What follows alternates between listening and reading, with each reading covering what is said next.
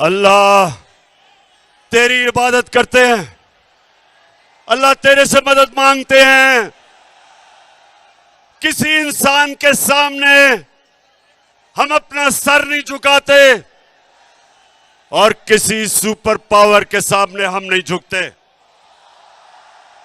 हम मोहम्मद सल्लल्लाहु अलैहि वसल्लम के उम्मत, हम उसके उम्मत से हैं। हम दुनिया की सबसे अजीम लीडर, हम उसकी उम्मत से हैं। हम किसी के सामने नहीं झुकते। और सियालकोट मैं सबसे पहले तो ये जो आज हरकत की नवाज शरीफ की नून लीग ने,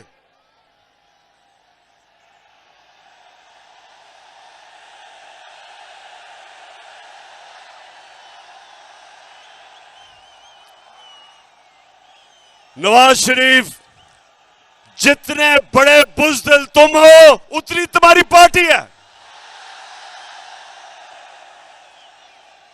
हमने एक दफा सियालकोट, हमने एक दफा नहीं कोशिश की इनके जलसे रोकने की या इनकी लॉन्ग मार्च रोकने की।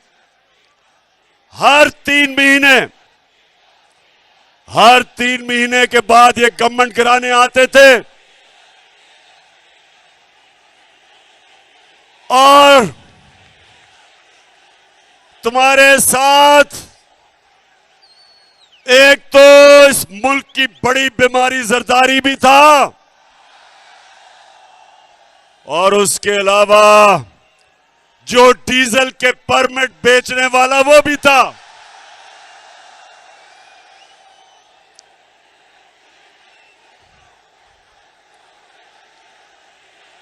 सियालकोट, पहले तो मैं आपके जुनून को सलाम करता हूं।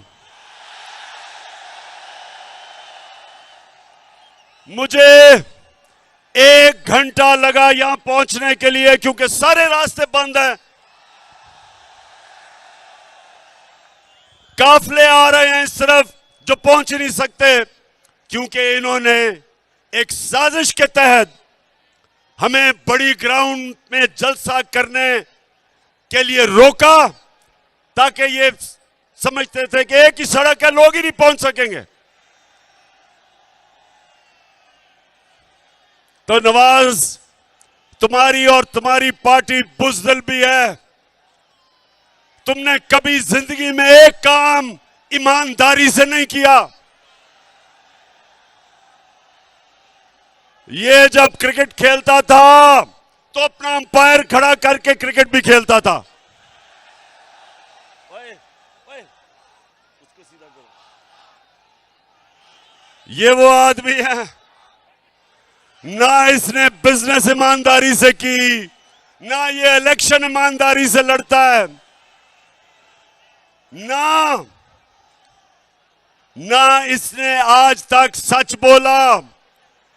मुशर्रफ के दौर में दुमा के भागा बाहर झूठ बोल के कि कोई मुआहदा नहीं किया और इस बारी कहता जी मैं बहुत बीमार हूं, मरने वाला हूं, खुदा के वास्ते मुझे बाहर भेज दो। और जो इसने एक्टिंग की, बॉलीवुड में इसको रोल मिल सकता है। लगता था पता नहीं वो सीढ़ियां चढ़ के जहाज पे भी पहुंचेगा। और जैसे ही इसने जहाज देखा तो एकदम फुर्ती आ गई और जब लंदन की हवा लगी तो सारी बीमारियां खत्म। और वहां बैठ के हर किस्म की पाकिस्तान के खिलाफ साजिश की इसने। और दूसरा, ख्वाजा वेंटिलेटर, कहता हमारा मुल्क वेंटिलेटर पे है इसलिए हमें अमेरिका के जूते पॉलिश करने हैं। ख्वाजा वेंटिलेटर, इस मुल्क को वेंटिलेटर पे किसने डाला? हमें तो सिर्फ 3.5 साल की हुकूमत मिली थी। तुम दोनों खानदान शरीफों के और जरदारियों के 30 साल तुमने इस मुल्क पे हुकूमत की है। वेंटिलेटर पे तो तुमने मुल्क को लूट लूट के पैसा बाहर ले जाके आज हमारे मुल्क को मकरूज किया। और फिर तुम्हारा जो cherry blossom boot polish Shahbaz Sharif, वो कहता है कि बेगर्स आर नॉट चूजर्स। मतलब कि क्योंकि हम बेकारी हैं, हमें गुलामी करनी पड़ेगी अमेरिका की। सियालकोट के लोगों, मुझे ये बताओ कि क्या आपको अमेरिका की गुलामी कबूल है? आप सबको और मेरे पाकिस्तानियों को इसलिए ना अमेरिका ना किसी की गुलामी कबूल इसलिए नहीं क्योंकि हम मोहम्मद सल्लल्लाहु अलैहि वसल्लम के उम्मती हैं। हम अल्लाह के सिवा, हमारा तो दावा है कि ला इलाहा इल्लल्लाह, अल्लाह तेरे सिवा किसी के सामने नहीं हम झुकते।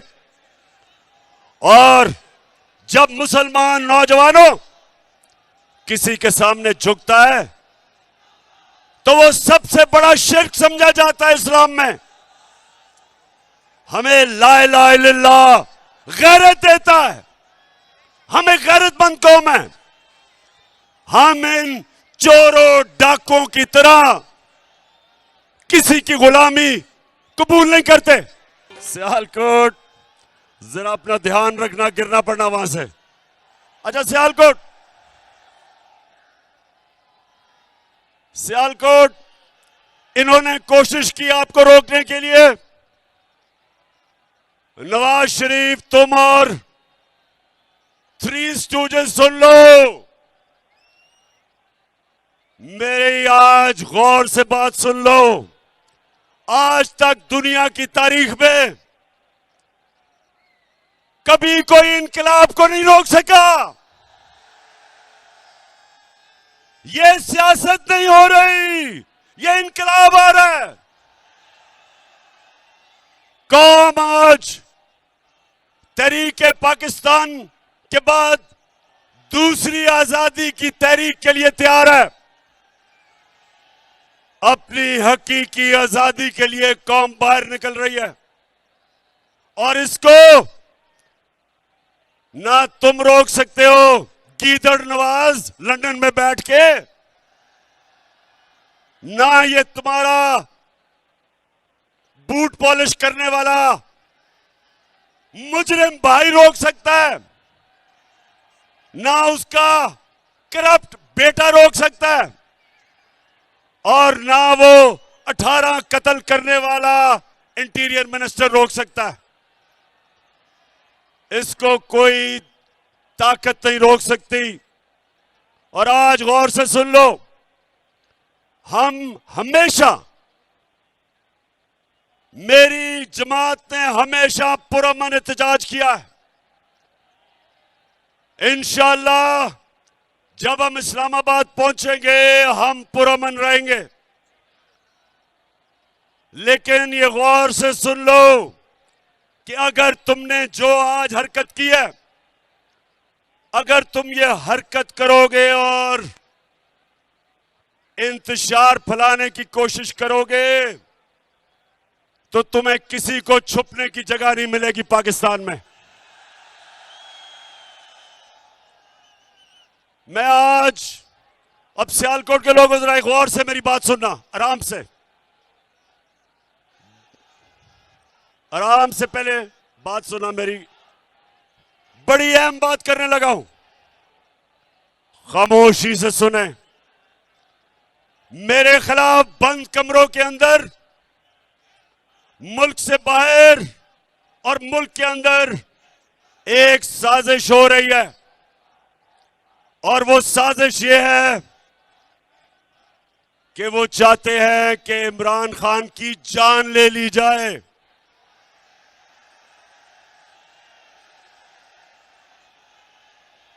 सुन ले जरा,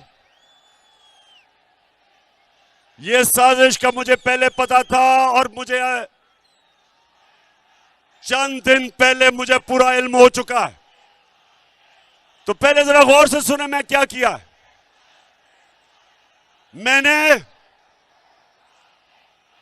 नौजवानों, मैंने एक वीडियो रिकॉर्ड करवाई है। मैंने ये वीडियो रिकॉर्ड करवा के एक महफूज जगह पे रख दी है कि अगर मुझे कुछ होगा ये वीडियो सारी कौम के सामने आएगी। और इस वीडियो में मैंने पिछली गर्मियों से जो ये मेरे खिलाफ साजिश हुई, जो इस साजिश में मुलव्वस है, मैंने एक एक का नाम लिया इस वीडियो में।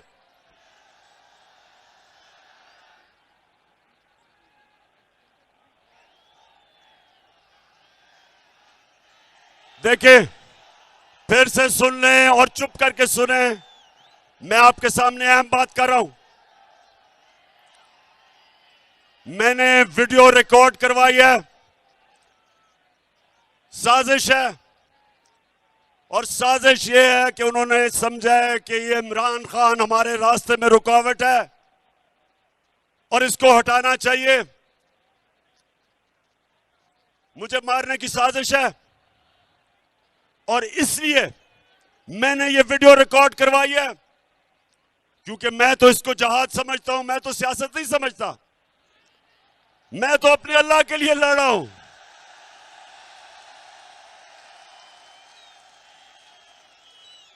लेकिन मैं ये चाहता हूं कि अगर मुझे कुछ होगा तो मैं अपने सारे पाकिस्तानियों को चाहता हूं कि आपको पता चले कि कौन कौन इस साजिश में मुलव्वस था। बाहर बैठ के कौन इस साजिश का किरदार था और मेरे मुल्क में बैठ के किस किस ने साजिश की, इनमें सबके मैंने नाम लिए हैं। बस इनमें सारों के मैंने नाम लिए हैं जिन्होंने ये प्लानिंग की, और एक एक का नाम मैंने कहा कि ये मेरे दिल पे लिखा हुआ है कि इन्होंने कैसे पूरी प्लानिंग करके एक बैरूनी मुल्क साजिश, जिसमें ये सारा इस मुल्क का करप्ट टोला उसके साथ मिलके, और कौन कौन मजीद लोग इनके साथ थे, इन्होंने जो मेरी गवर्नमेंट गिराई है और जो आगे ये करने जा रहे हैं। मैं ये इसलिए, मेरे पाकिस्तानियों, मैंने ये इसलिए वीडियो रिकॉर्ड करवाई है कि इस मुल्क की तारीख है कि कभी ताकतवर को कानून के नीचे नहीं लाया जाता, कभी ताकतवर का एहतसाब नहीं होता, हमेशा ताकतवर बच जाता है और किसी और के नाम पे जो भी कत्ल होता लगता है। मैं इसलिए ये वीडियो रिकॉर्ड करवा रहा हूं, करवा के रखी हुई है, महफूज रखी हुई है। मैंने सिर्फ इसलिए रखी है कि मैं ये चाहता हूं कि इस बारी इस मुल्क का इंसाफ का निजाम, इस मुल्क की तारीख है, कभी इन्होंने नहीं किसी को पकड़ा जो ताकतवर मुजरिम हो, सिर्फ कमजोरों को पकड़ा जाता है। इसलिए ये लियाकत अली खान के जमाने से लेके अब तक कोई ताकतवर मुजरिम नहीं पकड़ा गया। इसलिए मैं चाहता हूं कि मेरी कौम के सामने सब की शक्लें आए कि कौन कौन इस मुल्क से गद्दारी कर रहा था, किस किस ने गद्दारी की।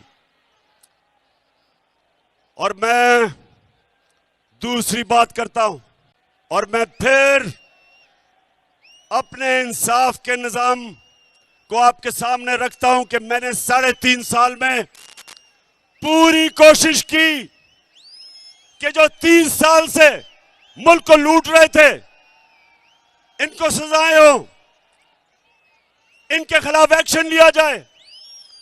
लेकिन जो जो इस मुल्क के ताकतवर ओहदों पे बैठे थे, जिन्होंने इंसाफ करना था, वो करप्शन को बुरा नहीं समझते थे। वो ताकतवर की करप्शन को वो बुरा नहीं समझते। वो एक्सेप्ट कर बैठे हैं कि इस मुल्क में ताकतवर लोग चोरी करेंगे और कोई पकड़ेगा नहीं। सियालकोट के लोगों, मेरे नबी सल्लल्लाहु अलैहि वसल्लम ने आज से 1500 साल पहले तकरीबन तब ये कहा था कि वो कौमें तबाह हो जाती हैं जिधर छोटा चोर जेल में जाता है और बड़े डाकू को आप नहीं पकड़ते। ये है हमारा तबाही का रास्ता। मैंने जो आपको इस्लामाबाद में बुलाया एक वजह से कि अगर आप नहीं निकलेंगे, अगर ये डाकुओं के खिलाफ जिन्होंने साजिश के तहत आज मुल्क के ऊपर बैठे हुए हैं, अगर आप इनके खिलाफ आप नहीं निकलेंगे मेरे पाकिस्तानियों, ये मुल्क तबाह हो जाएगा। क्योंकि मेरे नबी ने कह दिया था कि जब आप ताकतवर मुजरिमों को, डाकुओं को नहीं पकड़ते और सिर्फ छोटे चोरों को पकड़ते हैं, वो मुल्क बचता नहीं है। हजरत अली रज़ियल्लाहु ताला ने इनके ऐसे मुमालिक के जो ताकतवर डाकुओं को नहीं पकड़ सकते उनके मुतल्लिक कहा कि कुफर का निजाम चल जाएगा, लेकिन जुल्म और नाइंसाफी का निजाम नहीं चल सकता। हमारे सामने तबाही है। अगर हम सब एक कौम बन के नहीं निकले और अगर हमने इनके खिलाफ जहाद ना की, मेरे पाकिस्तानियों, आपके और आपके बच्चों का कोई मुस्तकबिल नहीं है। जो दुनिया में अमीर तरीन मुल्क है, उधर सबसे बड़ी चीज क्या है कि ताकतवर कानून के नीचे है, जिसको रूल ऑफ लॉ कहते हैं, कानून की हुक्मरानी जिसको कहते हैं। जो नबी सल्लल्लाहु अलैहि वसल्लम ने मदीना की रियासत में सबसे पहले उन्होंने कहा कि मेरी बेटी भी जुर्म करेगी तो उसको सजा मिलेगी। जब तक एक माशरा खुशहाल नहीं हो सकता, जब तक आप ताकतवर डाकू को नहीं पकड़ते। ये है हमारी जहाद। और सियालकोट के लोगों, आपने, जब मैं 20 के बाद कॉल दूंगा, आपने सब इस्लामाबाद पहुंचना है। आपने ना फिक्र करनी है कि गर्मी है। जब पाकिस्तान आजाद हुआ था तो यहां सियालकोट अपने जरा बड़ों से पूछो कि क्या मुहाजिर जो बाहर से हिंदुस्तान से आए थे उनकी कभी कहानियां सुनी है? बड़ों से सुने। मैं जब लाहौर में बड़ा हो रहा था, जो भी वहां से आए थे, पंजाब से, ईस्ट पंजाब से, जो कत्लेआम हुई थी मुसलमानों की, औरतों की, बच्चों की, लाखों लोग कुर्बान हुए थे इस मुल्क बनाने के लिए। और आज मैं अपनी कौम से वही कुर्बानी मांग रहा हूं, अपने आप को हकीकी आजादी देने के लिए इन चोरों से, इन अमरीकियों के गुलामों से। आपने ना गर्मी देखनी है, ना आपने देखना है कि रास्ते में रुकावटें हैं, ना कंटेनर देखना है। नौजवानों, आपका जुनून इन सारे कंटेनर्स और जो भी रुकावटें, इसको बहा के ले जाएगा। मैं अपने नौजवानों से खास तौर पे आज कह रहा हूं कि तैयारी करें। इन्होंने 2 दिन पहले ट्रांसपोर्ट बंद कर देनी है, इन्होंने पेट्रोल बंद कर देना है, इन्होंने इंटरनेट बंद कर देनी है। उससे पहले तैयारी करें और ये देखेंगे इंशाअल्लाह तैयार हो जाओ, चेरी ब्लॉसम तैयार हो जाओ, ख्वाजा वेंटिलेटर तैयार हो जाओ, 18 कत्ल करने वाले वजीर तैयार हो जाओ, सब तैयार हो जाओ, अवाम का समुंदर आने वाला है इस्लामाबाद। तो सियालकोट सुनो मेरी बात, ये जो मुल्क से हुआ है, अब जरा गौर से सुनो। और मैं आज अपनी अदलिया से बड़ी आजिज़ी से आपसे एक सवाल पूछ रहा हूं, अपने सियालकोट और पाकिस्तानी कौम के सामने मैं अपनी अदलिया से फिर कहता हूं, बड़ी आजिज़ी से सवाल पूछता हूं। बड़ा अच्छा किया आपने सुओ मोटो एक्शन ले लिया इतवार को। आपको कोई बहुत ही खतरा होगा इमरान खान से कि 12 बजे अदालतें भी खोल दी, चले ठीक है।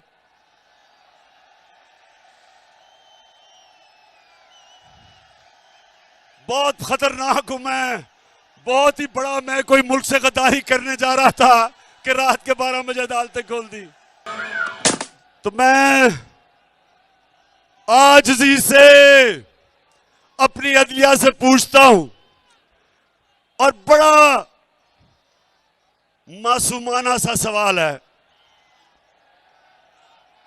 कि शहबाज शरीफ, इसका बेटा हमजा शरीफ, और जो मफरूर बेटा हुआ है सलमान शहबाज, 24 अरब रुपए के इनके ऊपर FIA के केसेस हैं। सुने जरा सियालकोट, 24 अरब रुपए के केसेस हैं। प्राइम मिनिस्टर पे, चीफ मिनिस्टर पे, और जो भाई भगौड़ा हो चुका है, 24 अरब रुपए का मतलब, 24 अरब रुपए का मतलब कि 2400 करोड़ रुपए के इनके ऊपर करप्शन के केसेस हैं। अब मैं ये सवाल पूछता हूं कि मुझे दुनिया में एक मुल्क बता दो कि FIA इन्वेस्टिगेट करके आपके ऊपर ये केसेस बनाती है, और इक्तदार में आके आप उसी FIA के ऊपर बैठ के और सबसे पहले सारे वो लोग जिन्होंने केसेस बनाए उनको फारिग करते हैं। और फिर और मैं सलाम करता हूं डॉक्टर रिजवान आपको कि एक जबरदस्त FIA का ऑफिसर जिसमें दिलेरी थी, दिलेर आदमी था, जिसने शरीफ माफिया के खिलाफ कार्रवाई करके मकसूद चपड़ासी के बैंक अकाउंट में और नौकरों के बैंक अकाउंट में 16 अरब रुपए पकड़े। और फिर क्या हुआ, डॉक्टर रिजवान के ऊपर दबाव डाला गया, हमजा शरीफ ने उसको धमकियां दी, और वो डॉक्टर रिजवान शदीद दबाव में था और उसको हार्ट अटैक हुआ, मर गया। कल क्या हुआ है, जो दूसरा ऑफिसर ये शहबाज शरीफ का FIA का केस इन्वेस्टिगेट कर रहा था, उसका नाम नदीम अख्तर था, उसको कल हार्ट अटैक हो गया। सियालकोट, उसको भी हार्ट अटैक हो गया कल। मैं ये सवाल पूछता हूं कि ये कैसे है कि माफिया का जो इन्वेस्टिगेट करता है उनके ऊपर किस तरह का दबाव है? किधर है मेरी अदालतें? आपका काम है इनकी हिफाजत करना। कौन आगे से इस मुल्क के कौन से सरकारी नौकर, कौन सी FIA, कौन सी FBR, कौन से पुलिस ऑफिसर कभी भी आपके सामने खड़े होंगे?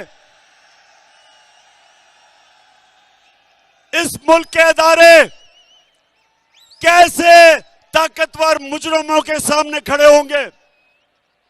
पहले ही डरते थे और अब जब फिर साजिश के तहत इन मुजरिमों को ऊपर मुलव्वस कर दिया तो अब मुझे सवाल पूछता हूं अपनी अदलिया से, कौन इस मुल्क के इदारों की हिफाजत करेगा?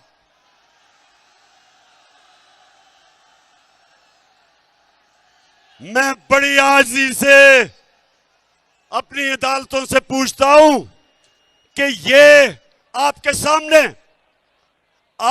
सामने हमारी मुल्क की तबाही हो रही है। जब इदारे खत्म होते हैं मुल्क तबाह हो जाता है। और मैं फिर ये अगला सवाल पूछता हूं कि ये जो हमारे जेलों में छोटे चोर भरे हुए हैं, उनका क्या यह कसूर है कि वो छोटे चोर हैं? क्या सबक ये मिल रहा है कि मुल्क पे डाका मारो तो बड़ा डाका मारो, नहीं तो जेल में चले जाओगे?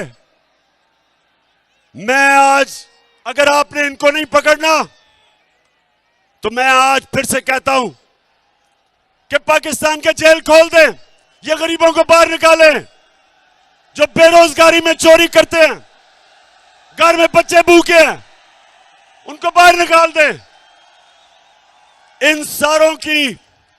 इन गरीब चोरों की मिला के भी जो चोरी है वो एक मकसूद चपरासी के जो 4 अरब आए थे बैंक में उससे कम है। ये जुल्म का निजाम है।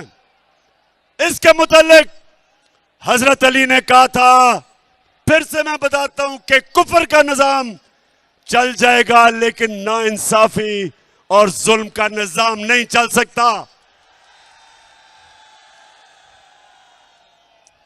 मैं आखिर में सिर्फ 2 बातें करना चाहता हूं।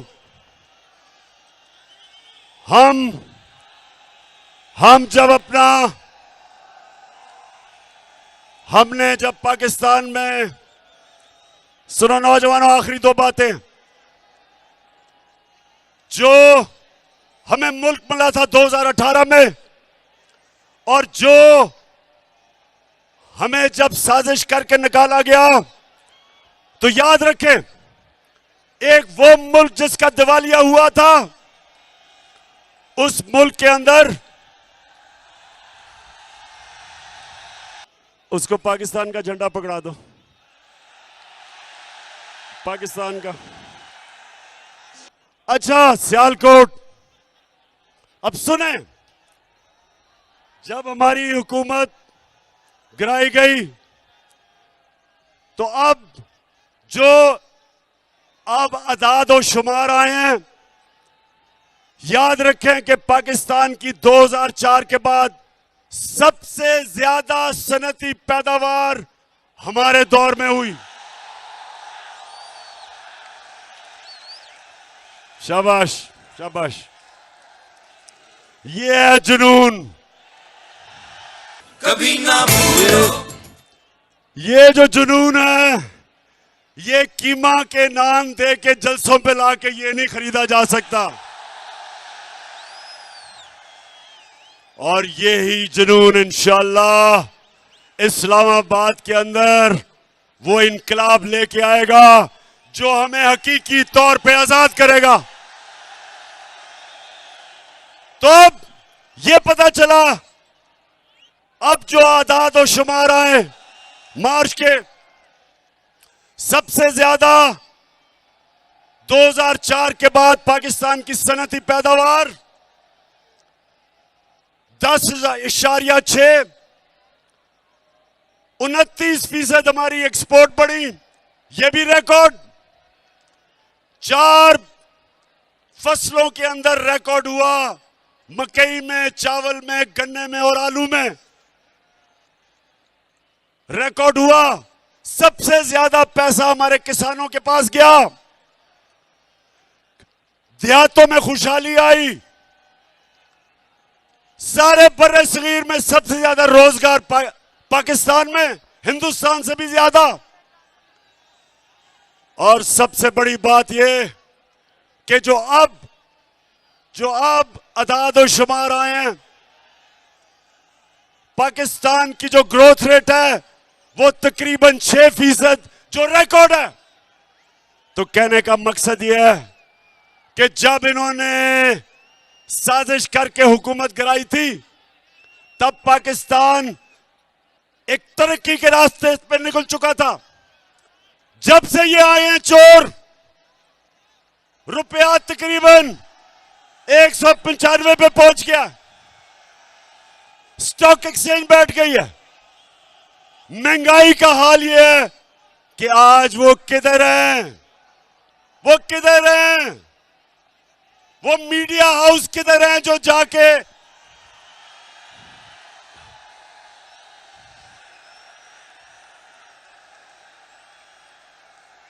अब्बास, जो भी हो गिरना पड़ना खुदा का वास्ता है। बस बस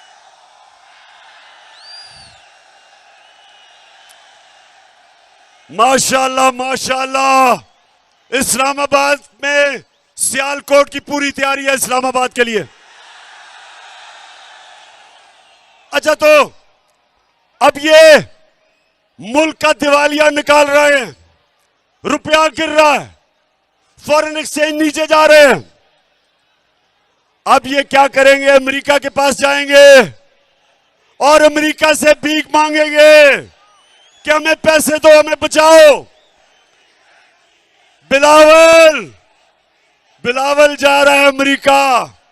बिलावल, ये याद रखना, उनकी एजेंसीज को पता है कि तुम्हारे बैंक अकाउंट में किधर किधर पैसे हैं, क्योंकि वो सूसकिंड की किताब में वो लिखता है, वे ऑफ द वर्ल्ड की किताब में लिखता है कि उन्होंने अमेरिका की एजेंसीज ने टेप किया कि बिलावल की वालदा उसको बता रही थी कि बिलावल के किधर किधर बैंकों में इनकी चोरी का पैसा पड़ा हुआ है।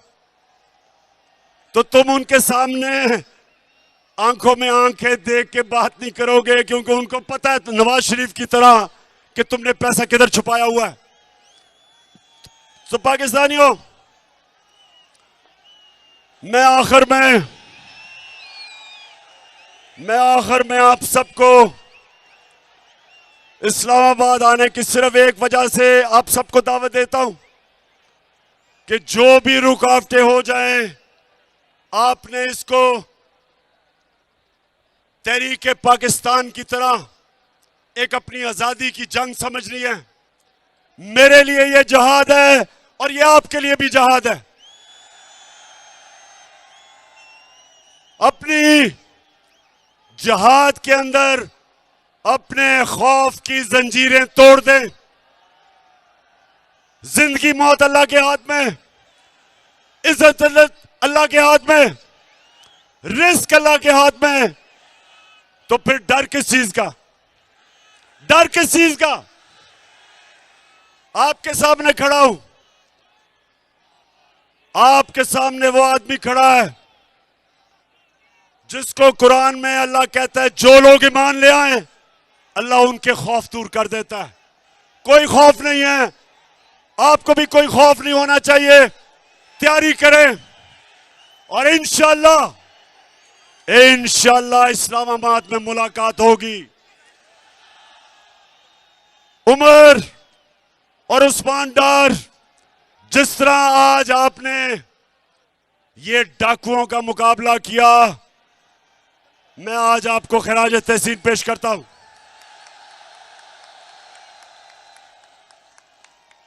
तुम्हारी माशाअल्लाह अच्छी ट्रेनिंग की हुई है। धरने में मैंने आपकी ट्रेनिंग करवाई है। हम ट्रेंड हैं, हम तैयार हैं और इंशाअल्लाह उस्मान डार, आप जब नौजवानों को लेके इस्लामाबाद निकलेंगे तो याद रखें कि किसी किस्म की रुकावट से नहीं घबराना, क्योंकि आपका कप्तान किसी चीज से नहीं घबराता।